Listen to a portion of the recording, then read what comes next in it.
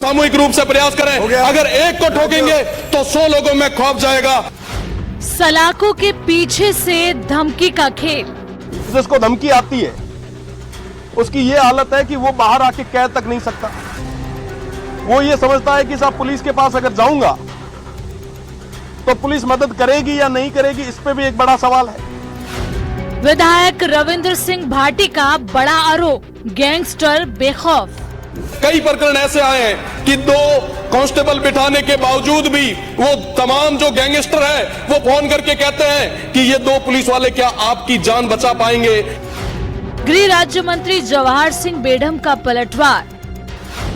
नेता प्रतिपक्ष टीकाराम जूली का सीधा सवाल। आज के समय में आम व्यक्ति को अगर किसी की परचून की दुकान भी ठीक चल रही है तो उसको भी धमकियां आ रही है। माननीय अध्यक्ष महोदय, धमकी मिलने के बाद में वो तमाम लोग, वो व्यवसायी अपने दुकान पे नहीं जा सकते, अपने शोरूम पे नहीं जा सकते, अपने प्रतिष्ठान पे नहीं जा सकते, बच्चों को स्कूल नहीं भेज पा रहे हैं। विधानसभा का बजट सत्र चल रहा है, लेकिन सत्ता पक्ष और विपक्ष अपने अपने मुद्दों में उलझे हैं। तीखी बहस भी दिख रही है। सदन में शून्यकाल के दौरान रविंद्र सिंह भाटी ने जेल में बैठे अपराधियों के जरिए व्यापारियों को धमकी देने का मुद्दा उठाया। रविंद्र भाटी ने कहा कि प्रतिष्ठित लोगों को लगातार धमकियां मिल रही हैं, पुलिस के पास जाने की हिम्मत नहीं है और ऐसे मामले लगातार बढ़ रहे हैं। राजस्थान प्रदेश को रक्त रंजित राजस्थान होने से बचाना है। मेरा निवेदन है कि इन तमाम क्रिमिनल से जुड़े हुए उन लोगों को बारी बारी से गिन गिन के चुन चुन के बाहर निकालने की जरूरत है। जो इनको संरक्षण देते हैं उनकी प्रॉपर्टी अटैच करने की जरूरत है। मामला उठते ही सदन में तीखी नोकझोंक शुरू हो गई। गृह राज्य मंत्री जवाहर सिंह बेढ़म ने पलटवार करते हुए कहा कि हमारी सरकार अपराध पर 100% अंकुश लगा रही है। पिछली सरकार के दौरान जंगल राज था। इसी दौरान नेता प्रतिपक्ष टीकाराम जूली बीच में खड़े हो गए और सवाल दाग दिया। इसके बाद सदन में सत्ता पक्ष और विपक्ष के बीच जमकर तीखी बहस हुई। पिछली सरकार के दौरान जो जंगल राज था, हर दूसरे दिन व्यापारियों को धमकाना और अपहरण की घटनाएं और फायरिंग की घटनाएं होती थी। उन पर अंकुश लगाए, उन पर हमने अंकुश लगाने की पूरी कोशिश की है। अब क्या कार्रवाई करेंगे? आपको सुनने में क्या प्रकार से आपको सुनने में क्या आपत्ति है? मैं जब जवाब दे रहा हूँ, आपको सुनने में क्या आपत्ति है? ये पुराना आपने जो इतिहास बता दिया, उसके बावजूद भी धमकियां आ रही है। आप उस पर बात करिए कि नहीं, कार्रवाई की नहीं कह रहे साहब, वो तो कह रहे हमने बहुत अच्छा काम किया है। माननीय अध्यक्ष महोदय, जो अच्छा काम किया है उसके बावजूद धमकियां आ रही है। इसके लिए आपका क्या प्लान है, उस पर चर्चा करें। हम बजाय कि ये बताने के भाई सरकार ये सरकार। सदन में बढ़ते हंगामे के बीच विधानसभा अध्यक्ष वासुदेव देवनानी ने हस्तक्षेप करते हुए कहा कि नियमों के तहत आधे घंटे की चर्चा कराई जा सकती है।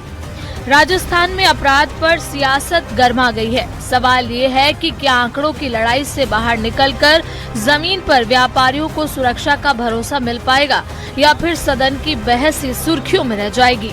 Bureau report, news 18 Rajasthan. विधायक कालीचरण सराफ ने उद्योगों की बिजली महंगी होने को लेकर सरकार की नीति पर सवाल उठाया है। कालीचरण सराफ ने विधानसभा में शून्यकाल के दौरान मामला उठाते हुए कहा कि राज्य सरकार ने औद्योगिक निवेश बढ़ाने के लिए रासिंग राजस्थान और इस साल प्रवासी राजस्थानी सम्मेलन का आयोजन किया। राज्य सरकार इन आयोजनों के माध्यम से प्रदेश में औद्योगिक निवेश बढ़ाना चाहती है। विभिन्न नीतियों के माध्यम से देश विदेश के निवेश को प्रदेश में आमंत्रित लगातार इन्वेस्टमेंट के लिए किया जा रहा है, लेकिन इसके विपरीत वर्तमान में चल रहे उद्योगों की ओर राज्य सरकार का ध्यान नहीं है। सराफ ने कहा कि वर्तमान में चल रहे उद्योगों के माध्यम से प्रदेश में लाखों करोड़ का निवेश किया हुआ है।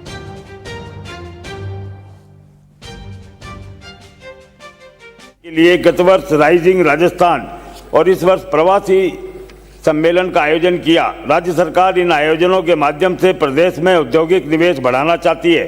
विभिन्न नीतियों के माध्यम से देश विदेश के निवेशकों को प्रदेश में निवेश के लिए आमंत्रित कर रही है, परंतु इसके विपरीत वर्तमान में चल रहे उद्योगों की ओर राज्य सरकार का ध्यान नहीं है। वर्तमान में चल रहे उद्योगों के माध्यम से प्रदेश में लाखों करोड़ का निवेश किया हुआ है। इन उद्योगों के माध्यम से लाखों लोगों को रोजगार मिला हुआ है। सरकार को करोड़ों रुपए का राजस्व प्राप्त हो रहा है। राज्य सरकार ने सितंबर माह में उद्योगों के बिजली बिल पर कई शुल्क और सरचार्ज लगा दिया है, जिसके कारण उद्योगों के लिए करीब 2.5 से 3 रुपए प्रति यूनिट बिजली महंगी हो गई है। महंगी बिजली के कारण उद्योगों की लागत में 25,000 से लेकर 10 लाख रुपए महीने तक का इजाफा हो गया है। स्टील, प्लास्टिक और अन्य उद्योगों में बिजली रॉ मटेरियल की तरह उपयोग में आती है। इसके कारण औद्योगिक इकाइयों को परिचालन खर्च 25 से 40% तक बिजली पर खर्च करना पड़ता है। तो टोंक के मालपुरा से बड़ी खबर है। बिजली विभाग का बकाया वसूली अभियान चल रहा है और शहर की रोड लाइटों का कनेक्शन काट दिया गया है। पालिका का बिल 3.5 करोड़ रुपए से ज्यादा का बकाया है। 10 फरवरी को 7 दिन का नोटिस भी थमाया गया था। अब तक बिजली का बिल जमा नहीं हुआ तो कनेक्शन काटा गया। ऊर्जा मंत्री हीरालाल नागर के प्रभार वाला जिला है तो जलदाय मंत्री की विधानसभा क्षेत्र है मालपुरा और इसीलिए खबर काफी बड़ी हो जाती है और महत्वपूर्ण भी। तो टोंक के मालपुरा से बड़ी खबर आपको बताते हैं, जहां पर नगर पालिका और बिजली विभाग में जंग तेज हो गई है। नगर पालिका ने बिजली विभाग को थमाया नोटिस।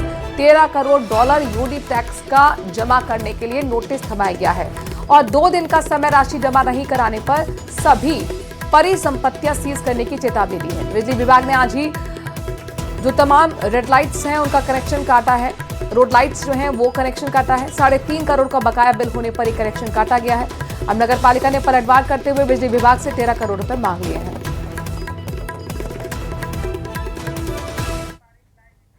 और इस बड़ी खबर पर टोंक से हमारे संवाददाता दौलत पारिक जोड़ रहे हैं। और दौलत, बड़ा जबरदस्त ये जंग है बिजली विभाग का, नगर पालिका का। आपने नोटिस थमाया तो उसका जवाब हम नोटिस से ही देंगे, तो अब चल क्या रहा है? बकाया राशि कोई चुकता भी करेगा या खेल नोटिस तक ही सीमित रह जाएगा? देखिए, बिल्कुल ये बड़ी खबर इसलिए बन जाती क्योंकि हीरालाल नागर का प्रभार वाला जिला है और ऊर्जा मंत्री है और उसके साथ ही जलदाय मंत्री जो कन्हैयालाल चौधरी उनका विधानसभा क्षेत्र है। नगर पालिका का बकाया बिल जो था वो बकाया था 3.5 करोड़ रुपए। ऐसे में बिजली विभाग ने 10 तारीख को नोटिस थमाया और 7 दिन का समय दिया था। आज तक 3.5 करोड़ बिजली का बिल जमा नहीं हुआ तो नगर पालिका का जितनी भी रोड लाइटें थी बिजली विभाग ने आज काट दी। लेकिन उसके थोड़ी देर बाद नगर पालिका में क्या कुछ गतिविधियां चली घंटे भर, वहां अधिकारियों ने किस तरह का चीजें बनाई और बिजली विभाग का उस क्षेत्र में जितने भी ऑफिसेज हैं या जो परिसंपत्तियां उनके नगर पालिका क्षेत्र में आते हैं उसका यूडी टैक्स करीब यानी कि 13 करोड़ रुपए का यूडी टैक्स बकाया बताते हुए उनको नोटिस थमाया और सिर्फ 2 दिन का समय दिया है। साथ ही एक ऑफर भी दिया है जो सरकार का है, अगर एक मुश्त पूरी राशि जमा करवाते हैं तो 18% जो सरकार की छूट है उसका भी बिजली विभाग को ऑफर दिया है नगर पालिका ने। तो कुल मिलाकर के नगर पालिका और बिजली विभाग के बीच की जो जंग है वो देखिए ये सामंजस्य वाली बात है क्योंकि सरकार के दोनों ही विभाग है, सरकार के किसको बिल जमा कराना है, किसको यूडी टैक्स जमा कराना है, लेकिन ये अधिकारियों की किस तरह की कार्यशैली है वो एक देखने को मिलती है कि बिजली विभाग ने नगर पालिका को बिजली का बिल थमाया और नगर पालिका को वो हजम नहीं हुआ तो उन्होंने यूडी टैक्स का जो बकाया था वो 13 करोड़ रुपए बकाया यूडी टैक्स है वो थमा दिया। अब देखने वाली बात यह है कि क्योंकि बिजली विभाग ने तो कनेक्शन काट दिया, अब यूडी टैक्स के जो नोटिस थमाया 2 दिन में अगर जमा नहीं होता है तो परिसंपत्तियां जब्त करने का, सीज करने का जो नोटिस दिया है, देखने वाली बात बकाया बिल होगा तो नोटिस जारी करना ये कार्रवाई के तहत आता है, स्टेप आता है। लेकिन ये वार और पलटवार का ज्यादा पूरा दौर और जंग देखने को मिल रहा है। बहरहाल आगे क्या होगा इस पर नजर बनाए रखिएगा। बहुत बहुत शुक्रिया दौलत पारिक, तमाम जानकारी विस्तार से हम